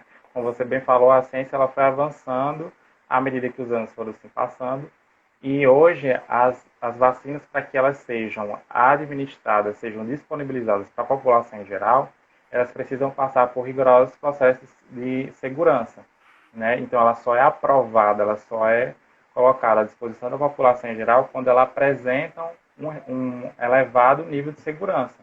Ninguém vai colocar uma vacina para que as pessoas tomem e causem, por exemplo, morte, né? De todos aqueles eventos adversos que eu falei, nenhum efeito adverso é considerado grave, né? Inclusive, esses efeitos adversos, eles precisam ser monitorados, eles precisam ser... quando você apresenta qualquer efeito adverso, você deve procurar novamente o local onde você tomou a sua vacina para que eles registrem esses efeitos adversos. Mas nenhum deles, até o momento, são efeitos adversos graves, ou seja, que levaram à incapacidade permanente ou incapacidade temporária, ou ainda levaram à morte. Nenhum deles ocasionou isso. então, perfeita E como você observação. falou, né, as doenças virais, elas são muito complicadas de se estabelecer um tratamento que seja 100% direcionado a matar o vírus, né? Os tratamentos direcionados às doenças virais são para amenizar os sintomas Isso. e não para matar o vírus, porque nós não temos, né? Se fosse assim, a gente já teria, por exemplo, a cura para a AIDS, nós não Sim. temos uma medicação que combata a AIDS, nós não temos uma medicação que mate o vírus da Covid-19. Nós não temos uma medicação, inclusive, que mate os outros vírus que causam outras doenças, né, como sarampo, por exemplo. Nós temos estratégias que fazem com que esses vírus eles circulem menos, as pessoas fiquem imunes a esses vírus, como é o caso da vacina, e, consequentemente, se eu reduzo, né, pessoas que estão suscetíveis ao vírus, o vírus não tem para onde circular, vai chegar um momento em que ele não vai ter mais quem ele contaminar e ele acaba se extinguindo, né? Como é o caso da varíola, por exemplo, que já dizimou em anos passados milhões de pessoas, né? E com o advento da vacina na época foi possível extinguir o vírus. Senão até hoje a gente teria aí varíola à torta e à direita. Sim. Mike, vou deixar você. Veja aí que tem muita gente aí que eu acho que trabalha com você, ou lhe conhece. Você interagir aí um pouquinho com eles, né? E daqui a pouco você voltar Certo. àquela sua pergunta lá que você fez, né? A gente responder aí. Ixi, tem muitos comentários aqui, viu? Deixa eu ver aqui. Eu vi que Socorro perguntou aqui como é mesmo o nome dos medicamentos. Os medicamentos que eu citei aqui são os medicamentos que não se deve usar, viu? Que é o Sim. famoso kit COVID, que não existe ainda nenhuma eficácia científica, nenhuma, exatamente, nenhuma comprovação científica Comprovação. da eficácia desses medicamentos para a COVID-19. Né? Eu também nem vou citar o nome dos medicamentos que apresentaram algum tipo de eficácia, porque senão as pessoas vão correr e vão para a farmácia comprar. Sim. Quando, na verdade, esses medicamentos são utilizados apenas para pacientes graves, ou seja, pacientes que estão hospitalizados, que é um retroviral, inclusive que foi aprovado essa semana pela Anvisa para uso emergencial, é um que mimetiza o nosso sistema imune, né, mimetiza os nossos anticorpos, que é produzido em laboratório, mas também é utilizado em ambiente hospitalar. Sim. Natália está aqui, Soraya, que é do Sereste, Eduardo Lima, Socorro, dicas importantes. Socorro também faz parte da equipe do Sereste. Legal. Mariana Norato, Dodora. Gorete. Aquileu Santos. A vacina será o método mais eficaz para combatermos o Covid-19. Precisamos conversar com as pessoas que tomaram a primeira dose a se deslocarem para tomar a segunda dose. Exato. Já existe aí, né, um quantitativo de pessoas que tomaram a primeira dose, mas que não estão tomando a segunda dose. E a gente sabe que, inclusive, eu falo muito disso no meu Instagram, coloco às vezes nos stories, que as pessoas tomam uma dose da vacina já posta, né? Gostam de postar, né? Imunizado. Quando na verdade não está imunizado. Uma dose, você apenas está vacinado. Quando você toma as duas vacinas que hoje a gente dispõe no Brasil, que é a Coronavac e a Covishield, todas as duas se dão com 2 doses. Então, é porque os fabricantes dessas vacinas, eles perceberam que a eficácia delas era maior com as 2 doses. Então, você só está imunizado quando você toma as 2 doses. E mesmo assim, eu tomei a segunda dose hoje, eu já estou imunizado? Também não. Quando eu tomo a segunda dose, eu ainda estou apenas vacinado. Para que eu esteja imunizado, o corpo ele precisa de um tempo para produzir esses anticorpos, né? De no mínimo 14 dias. Inclusive, eu vou até daqui a pouco falar da eficácia das vacinas. A vacina da Fiocruz, por exemplo, a primeira dose ela confere 76% de proteção, mas só depois de 22 dias que você tomou a primeira dose. Então, eu não posso tomar a vacina hoje, já que já posso largar de usar máscara, já posso ir para a festa, e posso aglomerar, enfim, não. Como eu falei, a vacina é só uma barreira a mais que nos protege, mas eu preciso estar associado às outras barreiras para que o vírus não consiga nos atingir. Entendi. A Aquileu Santos também colocou aqui, pois o índice é enorme de pessoas que já podem tomar a segunda... só completando, né? Exato, muita gente não está tomando a segunda dose. Isso é um problema. Inclusive com outras doenças que têm vacina, existe muito isso. As pessoas tomarem a primeira dose e não tomar a segunda, e aí não vai ter eficácia. Elas não vão estar protegidas. Aridiane na live. Professora Marta Kess, a Rodciana, que também faz parte da equipe do Sereste, assistente social do Sereste. Soraya fonoaudióloga do Sereste. Um abraço para todos. Ivanildo colocou aqui, né? Eu tomei a Oxford e senti uma leve dor no braço. Inclusive, essa é uma das reações esperadas. É uma das reações adversas esperadas. Tenho certeza que essa dor no braço ela já passou. Samara Oliveira, parabéns pela palestra. Rafael Fonseca. Jair Silva, show. Neto bem, parabéns. Neto bem é o nosso diretor. Sim, eu fiz uma pergunta, inclusive, na hora que ninguém respondeu. Para colocar a máscara, a gente precisa higienizar as mãos, né? E na maioria das vezes a gente está disponível o álcool 70. E vocês sabem que existe um tempo de fricção que a gente tem que contar, digamos assim, você passar uma mão na outra com o álcool, né? Não é aleatório. Eu vejo muitas as pessoas colocando o álcool, vou colocar aqui, ó. Coloca o álcool bem pouquinho, aí passa, aí faz assim, ó. Como se o vírus fosse morrer, eu balançando a mão para secar o álcool, quando na verdade não. Existe um tempo específico para você friccionar uma mão na outra, e aí o álcool ele vai agir na superfície do vírus e matá-lo. E esse tempo, para quem não sabe, é de no mínimo 20 segundos. Então, quando eu vou colocar o álcool, eu tenho que colocar uma quantidade suficiente para que eu consiga friccionar uma mão na outra em todos os lados da mão por no mínimo 20 segundos.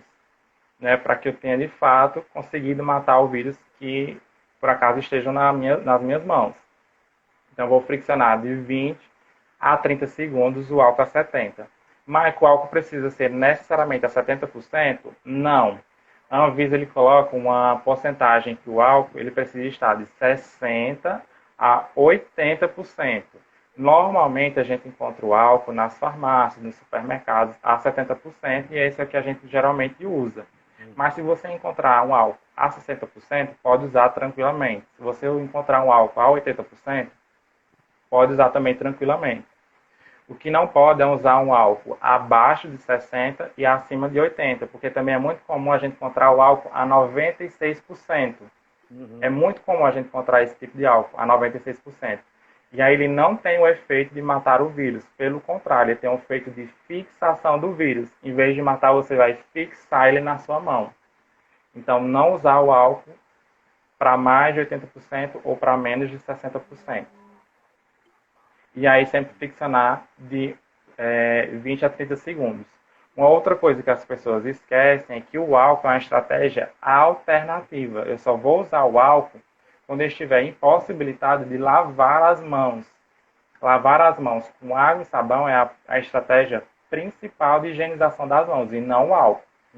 Então eu vou higienizar as mãos preferencialmente com água e sabão. E também a água e o sabão ele precisa de um tempo para que você higienize de forma correta e consiga matar o vírus. E que vai de 40 segundos a 60 segundos. Todas essas recomendações que eu estou citando aqui para vocês são recomendações da Anvisa. E que eles colocam isso para a gente. Para você matar o vírus na higienização das mãos com água e sabão, 40 a 60 segundos.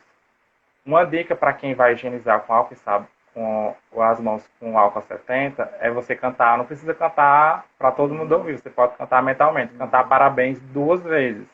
Vai dar mais ou menos 20 segundos e você vai estar com a sua mão higienizada. Pronto, excelente uma dica. outra coisa também em relação ao álcool é que se você já higienizou as suas mãos, né, tá no trabalho lá, só higienizando com álcool, higienizando com álcool, higienizando com álcool, não é bem assim o correto, né? A Anvisa também ela recomenda que o máximo que você pode higienizar com álcool, a 70%, seja álcool em gel ou álcool líquido, é de no máximo 5 vezes. Se você começa a higienizar mais que isso, você já não vai ter mais também tanta eficácia da sua higienização das mãos. Então, no máximo 5 vezes. Na sexta, precisei higienizar minhas mãos mais uma vez, aí já vai ser com água e sabão e não mais com álcool em gel. Porque aí você começa a perceber que quando você começa a usar muito álcool em gel, começa a ficar umas bolinhas na mão. Aquilo ali é sujeira. E aí não vai ter mais eficácia. Entendi. Excelente dica. Mike, ainda nessa questão de dica, quando a gente falou em máscara, aí você, né, tem a máscara de tecido, que é lavável e tal, para a gente usar. Eu já ouvi também, já li algumas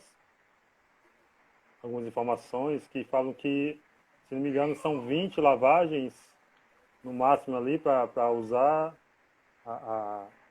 que ela vai manter a eficácia ali de proteção, a de tecido. Pronto, a de tecido, o que eu já li na literatura é que ela começa a perder a eficácia a partir da 4ª lavagem. Agora, sim, eu também desconheço, né? Eu não li ainda em nenhum local a quantidade de vezes que você pode lavar. Isso eu não li ainda, eu desconheço. Certo. Show. Sim, excelente dica em relação a essa da questão da limpeza das mãos com álcool, né? Eu não tinha ouvido ainda falar, alguém explicar como usar o álcool ali. Sinceramente, eu não recordo. Excelente dica.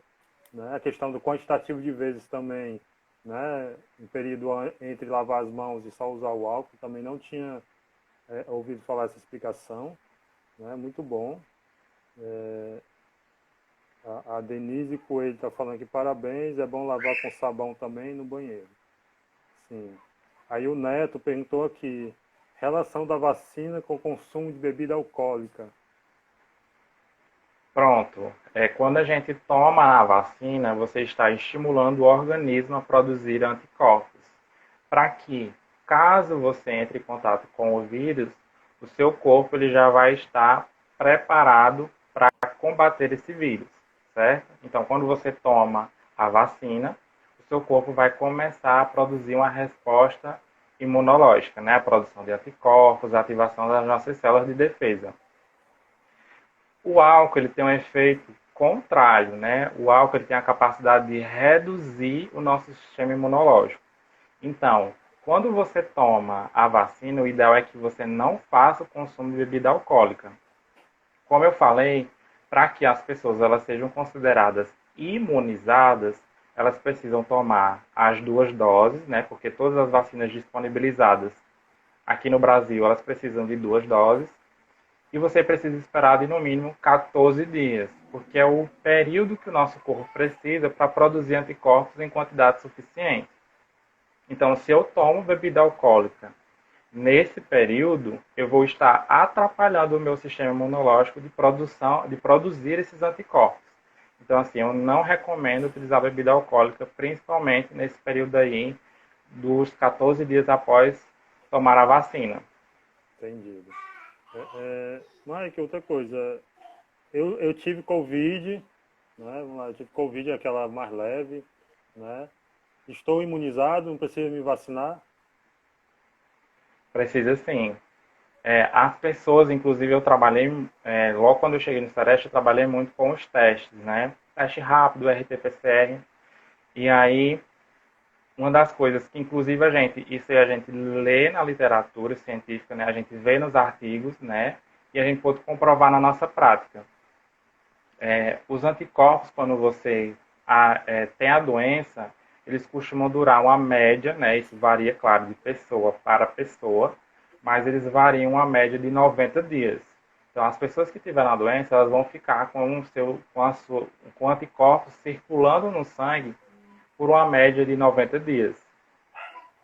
Depois desse prazo, e algumas pessoas antes mesmo, essa titulação de anticorpos, ela vai baixando, vai baixando, vai baixando, vai baixando, e inclusive pode chegar a zerar.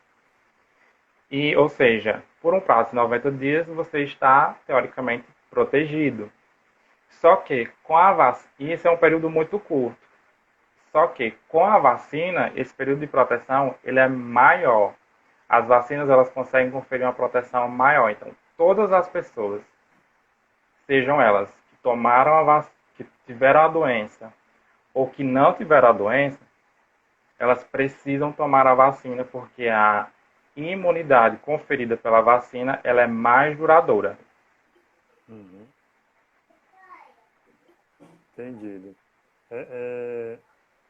Você falando em testes, né? Agora me ocorreu uma pergunta em relação aos testes. Tem os testes rápidos, né? Que eles estão lá na farmácia, que faz só uma picadazinha no dedo lá, né? E dá o resultado, se positivo, se negativo, se algo do tipo. Me explica aí qual a diferença desses testes, né? E qual que te dá uma maior, um resultado com maior confiança, né? Ali. Pronto. Na verdade, hoje já existem vários tipos de testes, né? Inclusive graças à ciência. Mas hoje nós já disponibilizamos uma gama muito grande de testes. Mas eu vou destacar aqui principalmente 3, né? Que são os mais comuns, mas existem outros. Que é o RT-PCR, os testes rápidos e o sorológico. Né? Os testes vou começar pelos testes rápidos. O teste rápido, ele tem 2 tipos de teste rápido. Tem aquele que vai detectar, o teste rápido de antígeno, e tem um teste rápido de anticorpo. Qual a diferença entre eles? Inclusive, logo no começo da pandemia, se utilizava muito o teste rápido de anticorpo. E o que é isso? Você fazia uma picadazinha no dedo, extraía um pouco de sangue, colocava na fitazinha e ela ia demonstrar se você tinha ou não anticorpo para a doença. Hoje em dia, na altura do campeonato em que nós nos encontramos da doença, esse tipo de teste não é mais recomendado. Porque, como eu falei, os anticorpos costumam durar no nosso organismo, para quem teve a doença, em torno de 90 dias. Então, se eu adoeci hoje e daqui a 30 dias eu faço um teste rápido desse tipo, né, do tipo anticorpo, eu vou estar dando meu teste positivo. Mas por quê? Porque eu já tive a doença. Se eu fizer um teste rápido de anticorpo daqui a 2 meses, esse meu teste ele pode dar positivo. Mas por quê? Porque eu já tive a doença. Então, hoje, e também, claro, as pessoas hoje várias pessoas já tomaram a vacina, se for fazer esse tipo de teste, ele também vai dar positivo porque ele vai detectar anticorpos no seu sangue. Então, ele não é mais um teste recomendado para o momento em que nós vivenciamos hoje da doença. O teste rápido do tipo anticorpo. Tem ainda um outro tipo de teste rápido, que é o teste rápido antígeno, ou seja, ele detecta vírus vivo, que é muito comum ser realizado nas farmácias. Esse ele é realizado através do SWAB. Só para deixar claro, as pessoas costumam muito confundir SWAB com um método, com um exame. SWAB não é um exame. As pessoas geralmente perguntam, fez qual teste, fez qual exame? SWAB. Mas SWAB não é um exame, só para que as pessoas, para deixar claro. SWAB é aquele cotonetezinho que eles colocam no seu nariz para retirar uma amostra e essa amostra ser analisada ou colocada no teste rápido. No caso do teste rápido do tipo antígeno, que eu vou detectar vírus vivo, eu vou utilizar o SWAB, coletar a amostra do nariz, né? E a amostra nasofaríngea, é por isso que ele pega lá atrás do nariz, não é bem aqui superficial, não, é lá atrás. Para quem já fez é um pouco desconfortável, mas dá para se fazer, não é nada muito terrível, dá sim para se fazer. Agora sim, as pessoas que estão de fato doentes, acometidas com a doença, elas vão sentir um pouco mais de sensibilidade. E aí esse teste rápido, ele vai apontar se você tem vírus vivo ou não no seu nariz, na sua região nasal, certo? E qual é esse tipo de teste? Ele tem uma eficácia em torno de 80%, né? Ele é um pouco menor do que o RT-PCR. Porém, ele tem a facilidade porque ele traz o resultado de forma muito rápida. Como o próprio nome já diz, né? Teste rápido. Ele traz o resultado em aproximadamente 15 minutos. Só que um teste desse tipo, do tipo teste rápido antígeno, com resultado negativo, ele não significa dizer 100% que você não está com a doença. Se eu estou apresentando todos os sintomas, faça esse tipo de teste e ele dá negativo, pode ser um falso negativo. Então, ele não é um teste 100% confiável, né? Ele tem aí, sim, a possibilidade de ser um falso negativo. A recomendação desse tipo de teste é que ele seja feito entre o segundo e o sétimo dia de sintomas. Então, se a pessoa está apresentando sintomas, ela deve fazer entre o segundo e o sétimo dia de sintomas. A pessoa está apresentando sintomas e vai fazer lá no nono, 10º dia, 11º dia, ela pode ser que tenha um teste rápido negativo e seja um falso negativo, porque você fez no período errado. Pronto, passamos os testes rápidos, né, que eu expliquei. Teste rápido tipo antígeno e teste rápido tipo anticorpo. Anticorpo não se utiliza mais. O outro tipo de teste é o RT-PCR. Esse na verdade, é um exame que também utiliza o SWAB para coletar o material para análise laboratorial, certo? E ele vai identificar o material genético do vírus. Ou seja, se no local onde eles coletam a amostra tem vírus, tem material genético do vírus, eles vão conseguir detectar. Mas aí ele não distingue se esse vírus é um vírus morto ou um vírus vivo. Lá no teste rápido do tipo antígeno, ele só detecta vírus vivo, ou seja, quando você está com a doença na fase ativa, quando você está transmitindo a doença. No RT-PCR, ele também é indicado para que você faça entre o 3º e o 7º dia de sintomas, ou seja, nos primeiros dias de sintomas. Não é muito indicado que você faça no primeiro e no segundo, porque também pode ser um falso, pode ocorrer de acontecer um falso negativo. Então, entre o 3º e o 7º dia. E o RT-PCR, ele é considerado o exame padrão ouro para o momento. E o que significa dizer isso? Que é o melhor teste com o melhor custo-benefício para a detecção da doença nos primeiros dias de sintomas, como também para os casos assintomáticos. Então, o RT-PCR é o teste padrão ouro, ele deve ser realizado entre o 3º e 7º dia de sintomas, e ele detecta o material genético do vírus.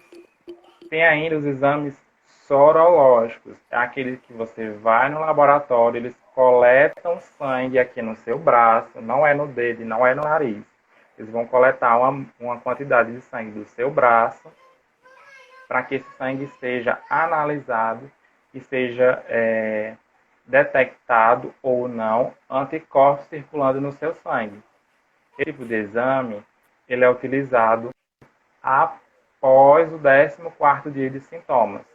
Por quê? Porque a gente só começa a produzir anticorpos mais ou menos a partir do 7º dia de sintomas. Para que ele faça mais tardiamente, ou seja, quando você está depois do 14º dia de sintomas, é que você vai ter um resultado mais fidedigno para esse tipo de exame, que é o exame sorológico, certo?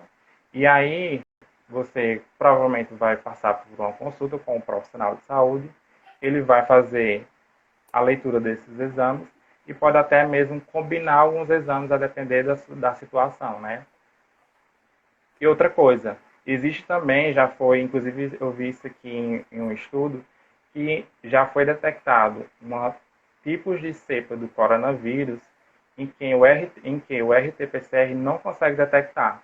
Então, se você apresenta os sintomas que são característicos da doença, você está numa cidade, ou num país, ou num estado em que está, como no caso do Brasil, com alta taxa de transmissão, e mesmo assim você faz um RT-PCR e ele dá negativo, não significa dizer que você não está com a doença.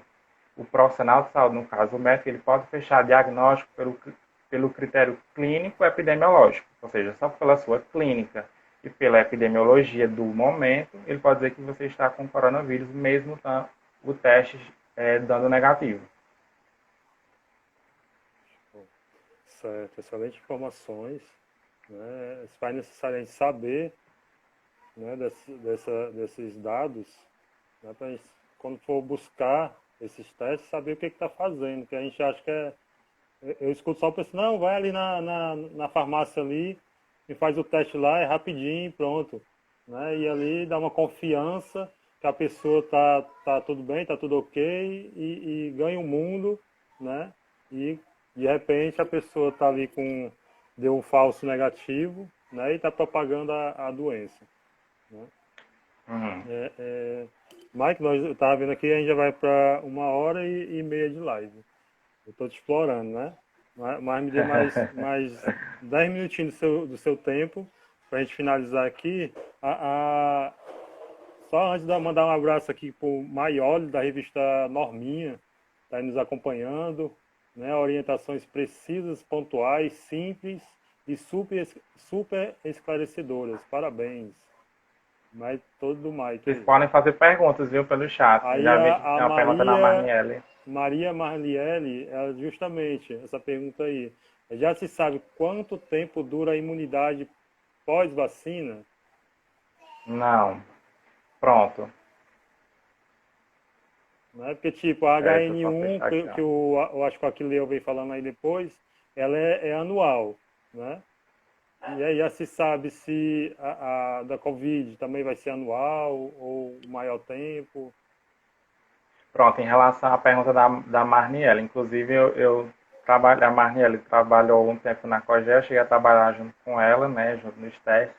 Em relação ao tempo que dura a imunidade pós-vacina, ainda não se tem com precisão quanto tempo essa imunidade ela vai durar. Por quê?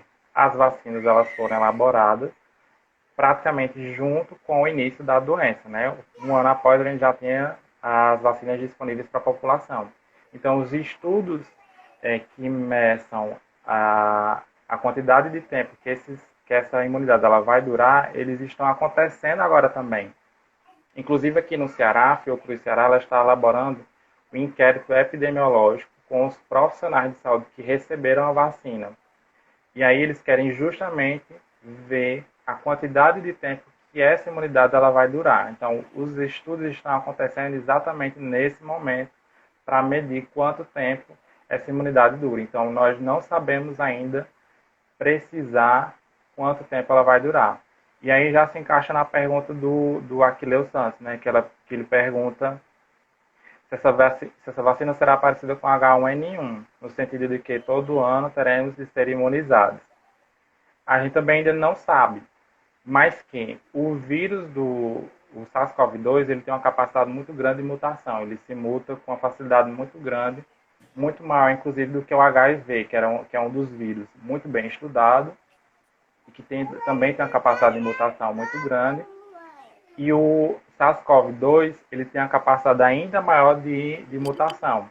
Então, pode ser que sim, mas ainda não sabemos precisar se sim ou não. Mas por essa habilidade dele se mutar com muita facilidade, pode exigir que a cada ano as vacinas elas precisem sofrer pequenas alterações para conseguir, digamos assim, combater essas mutações que ocorrem no vírus e estar infectando outras pessoas suscetíveis. Bom. Mike, ainda Eu não sei se eu questão... consegui ser claro. Sim, foi sim. Ainda nessa questão da vacina, né, até você citou que ainda ia comentar, e até para a gente poder fechar, porque é um assunto muito amplo, eu acho que dá para ir a noite toda aqui, falar sobre, né, a situação. Mas que foi se falado muito, eu acho que nunca antes a gente se preocupou com questão de eficácia de vacina. Eu acho que ninguém quando foi se vacinar, perguntou, ei, qual é a eficácia dessa vacina aqui, né? Como agora, Exato. essa questão da Covid, né? Não sei nem como é que surgiu isso, não sei se é porque foi divulgado, alguma coisa do tipo, nem lembro como foi que surgiu. Né? Essa curiosidade, né? Esse debate, esse embate, questão de eficácia. Né? Aí o que é essa eficácia? O que quer dizer que eu só estou 50% imune quando tomar a Coronavac, né? 51 alguma coisa, né? Se não me engano. Só estou imune nesse percentual, então 50% eu corro risco de ser contaminado. Explica aí um pouquinho como é. Pronto. A eficácia que eles, né, costumam aí mostrar, e principalmente a mídia vem debatendo muito, as pessoas, né, começaram a debater essa questão da eficácia. Você falou bem, né? As outras vacinas as pessoas nem querem saber se tem eficácia ou não. E com a questão da Covid-19, debateu muito essa questão da eficácia. A eficácia é a capacidade que essa vacina tem de imunizar as pessoas. Então, por exemplo, se eu pego um grupo de 100 pessoas e vacino essas 100 pessoas, quantas pessoas dessas 100 pessoas vacinadas não vão contrair a doença? Elas vão ficar imunes à doença. Se, por exemplo, no caso da Coronavac, a Coronavac ela apresentou uma eficácia geral de 50,38%. Ou seja, se eu imunizo, se eu vacino 100 pessoas, 50 pessoas, mais ou menos, né? Porque é 50,38. Mais ou menos, 50 pessoas vão ficar imunes, ou seja, não vão desenvolver a doença. E os outros 50% podem pegar a doença. Porque, como eu falei, nenhum método de prevenção, até o momento, ele é 100% eficaz. Ou seja, 50 pessoas não vão desenvolver a doença e 50 pessoas podem desenvolver a doença. Não significa dizer que vão desenvolver a doença. É por isso que se fala muito que quem toma vacina precisa ainda manter todas as outras medidas de proteção. Ou seja, usar máscara, higienizar as mãos, manter o distanciamento, inclusive no ambiente de trabalho, já que eu não posso trabalhar em home office no trabalho, manter a distância de 2 metros, evitar aglomeração, enfim. Tudo isso vai contribuir para que você adicione camadas de proteção. Agora, o que vai me dizer se eu estou no grupo das 50 pessoas que vão ficar imunes ou das 50 pessoas que não estão imunes, 100% imunes, eu não tenho como saber. Então, eu tenho que adotar sempre as outras medidas para me precaver, né? Ou seja, mas aí explicando melhor. 100 pessoas foram vacinadas. 50 vão ficar totalmente imunes, não vão contrair a doença. Os outros 50, eles têm uma certa chance ainda de pegar a doença porque a vacina ela não é 100%. Mas, o que foi que eles evidenciaram? Que desses outros 50%, 78% vão desenvolver apenas casos leves, ou seja, 78% vão desenvolver apenas casos leves, ou seja, a grande maioria, se desenvolver a doença, vai ser apenas casos leves. E desses 50%, ninguém vai desenvolver caso grave, ou seja, ninguém vai morrer por conta da doença e ninguém vai precisar ficar hospitalizado. Então, a estratégia da vacinação ela é importante porque eu reduzo a capacidade do vírus de atingir as pessoas, né? Se o vírus antes tinha capacidade de atingir, digamos assim, 100 pessoas, agora ele vai ficar restrito a 50. Então, ele tem a capacidade reduzida de circular. E ainda, caso ainda ele consiga burlar a barreira da vacinação, porque isso varia muito de organismo para organismo. Não necessariamente eu vou tomar a vacina e o meu organismo vai elaborar uma resposta adequada. Uhum. Então, se o vírus consegue burlar essa barreira que foi a imunização, essas pessoas não vão desenvolver uma doença num grau que precise superlotar os hospitais, que precise superlotar as UTIs, que precise de todo um aparato que a gente sabe que hoje está, no momento, por exemplo, escasso, né? É briga por leito de UTI, é briga por leito de hospital, porque não tem onde mais colocar pessoas. E você vê que nos países em que a taxa de imunização ela está aumentada, há uma redução do nível de internação. Ela é inversamente proporcional. À medida que eu imunizo as pessoas, vai caindo a taxa de internação e também a taxa de morbimortalidade, ou seja, menos pessoas pegam a doença e menos pessoas precisam ficar internadas. E menos pessoas morrem também. Entendido. Tipo, o objetivo da vacina, quando você diz a questão dos 50%, né, que podem, né, vir a ser contaminados mesmo após vacinação, né, é justamente, como você disse, podem ser contaminados, mas com a gravidade menor, sem necessidade de internamento, né, sem aquele agravamento Exato. maior, né, que é tipo Isso. o objetivo também do isolamento social, né?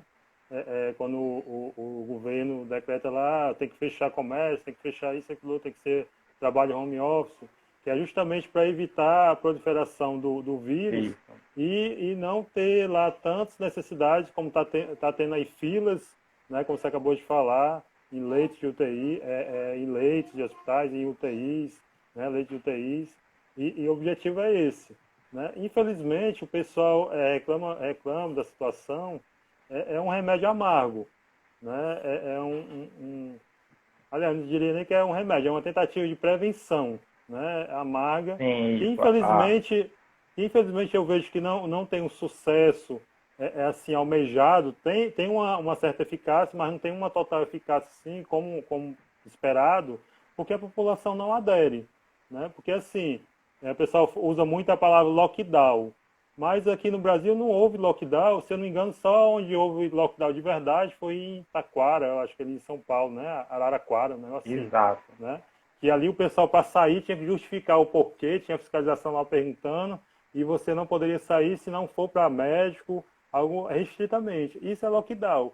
Mas aqui, o comércio é fechado, mas nos bairros, né? Tudo aberto, nas praças, e não tem como a fiscalização estar ali presente para todos e nem todos respeitam a situação, né? Então dificulta. E aquelas pessoas dizendo que o isolamento não tem eficácia. Não, o isolamento tem eficácia se ele for respeitado, se ele for seguido. Né? Então a gente precisa, claro que o governo tem a sua parcela de obrigações, né? Tem que procurar fazer, né, suas obrigações, mas a população, por sua vez, também tem suas obrigações, também tem a necessidade de cumprir essas orientações. Né? Que quanto mais a gente cumprir, quanto mais a gente aderir a essas medidas de isolamento social, de uso de máscara, de evitar aglomerações desnecessárias, como festas aí que a gente vê, né, mais rápido a gente vai conseguir sair dessa situação. Exato. Né? A mesma coisa é a situação da vacina. Por que a gente luta tanto aí para essa agilidade das vacinas? Porque a questão da eficácia da vacina também é o quê? Quanto mais pessoas vacinadas, né, mais diminui o risco de contaminação. Né? Eu até ouvi uma explicação, que você pode ajudar também, na questão que o especialista lá falava o seguinte: rapaz, o pessoal fala, briga muito, discute muito a questão da eficácia da vacina, mas não entende que tem a eficácia lá, como você explicou, mas de nada vai servir se não for uma vacinação em massa, né? Porque o vírus vai estar lá circulando, né? E vacinar, que é justamente isso, eliminar a circulação do vírus, como nós temos aí sarampo, tantas outras foram eliminadas através de quê? Da vacinação. Tanto quando surgem essas vírus, surgem aí, alguns surtos em, né, algumas cidades, faz o quê? Faz logo uma campanha, né, de vacinação, né? Então a gente precisa ter essa consciência, precisa buscar essas informações, né? E eu conclamo aqui a categoria dos técnicos de segurança do trabalho, de sermos agentes de informações, né? Nós estamos ali nas empresas e nossa palavra muitas vezes tem grande força, né, de convencimento, nós temos grande força de incentivar essas pessoas. Então, que a gente leve a informação precisa, que a gente leve a informação correta, sempre apontando as fontes, né, para dar uma maior confiança, né? Então, concluímos aqui a nossa categoria, como nós estamos sempre lutando pela segurança e pela saúde do trabalhador, né, e que nós sejamos agentes de informações nesse momento crítico aí que nosso país e o mundo está vivendo, né? Mike, dê suas considerações finais aí, que eu já te explorei demais, né? E agradeço. Faça suas considerações finais aí, que no final eu faço as minhas.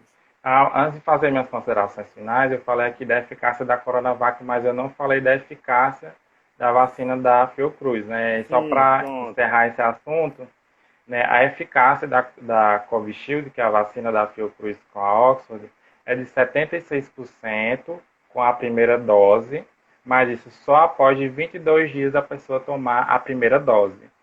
E após ela tomar a segunda dose, essa eficácia ela sobe para 82%. Então, mais uma vez reforçando a necessidade de tomar as duas doses e esperar aí uns dias para que você esteja de fato imunizado. Na verdade, eu que gostaria de agradecer o convite, né, do Maciel, do Sindicato dos Técnicos em Segurança do Trabalho, né? De fato, é super importante levar essas informações. Eu percebo muito, principalmente nas inspeções em que a gente realiza, que mesmo após mais de um ano de pandemia, as pessoas ainda fazem muita coisa que não é o correto, por exemplo, não sabem como higienizar as mãos, não sabem quantas vezes precisa usar essas informações que foram faladas aqui. E sempre é importante a gente estar trazendo essas informações para a população como um todo. E eu, de fato, eu não julgo as pessoas porque elas não têm a obrigação de saber, né? Quem tem a obrigação de saber somos nós, profissionais de saúde, e a obrigação de repassar esse conhecimento para as pessoas. Como você bem falou, né? Eu não vou ser repetitivo, mas, de fato, o Brasil até o momento não teve lockdown, que nós tivemos foi isolamento social rígido, e que uma das coisas que eu acho, inclusive, interessante, que é trazido numa das principais leis que regem o SUS, que é a Lei 8080 de 1990, que ela diz o seguinte: sim, o Estado ele é responsável por dispor de serviços para garantir a saúde da população. Ou seja, a saúde é um direito de todos e um dever do Estado. Porém, na lei, ele diz também o quê? Que isso não exime a responsabilidade minha, como indivíduo, de que eu seja responsável pela minha saúde. Ou seja, eu não vou só esperar pelo Estado, eu não vou só esperar pelos meus governantes para que eu adote medidas simples, como, por exemplo, o uso da máscara, para me prevenir de uma doença. Eu vou estar garantindo a minha saúde, então eu preciso também colaborar com o bem comum. Eu preciso colaborar com a minha saúde e com a saúde da população no geral. E, mais uma vez, eu só tenho a agradecer o espaço. Estamos abertos, está aberto para debater temas, inclusive fazendo alusão, né, nós estamos esse mês no Abril Verde, que é o mês que homenageia todas as vítimas, né, vítimas de acidente de trabalho por doenças ou outros tipos de acidentes. Que isso foi um movimento que surgiu lá nos Estados Unidos, mas que o Brasil já vem incorporando há alguns anos, e que é sempre importante a gente estar debatendo esses temas para promover a segurança e prevenir essas doenças, esses agravos nos ambientes de trabalho. Como a gente sabe, né, o trabalho ele pode ser tanto um ambiente promotor da saúde dos trabalhadores, como também ele pode ser um ambiente adoecedor. E nós queremos que seja um ambiente promotor da saúde, não adoecedor. Então, por isso que é importante sempre a gente estar debatendo não só o tema da Covid, mas outros temas que também são de extrema relevância. Eu que agradeço pela oportunidade de estar compartilhando aqui essas informações e agradecer as pessoas que nos acompanharam aí desde 7h30, estamos com mais 9 horas, e o pessoal aqui Verdade. nos acompanhando. Mas a sua palestra aí, as suas informações, prende qualquer um, viu? E foi bem esclarecedor, bem simples, né? Fácil de entender, né? Para leigos, né?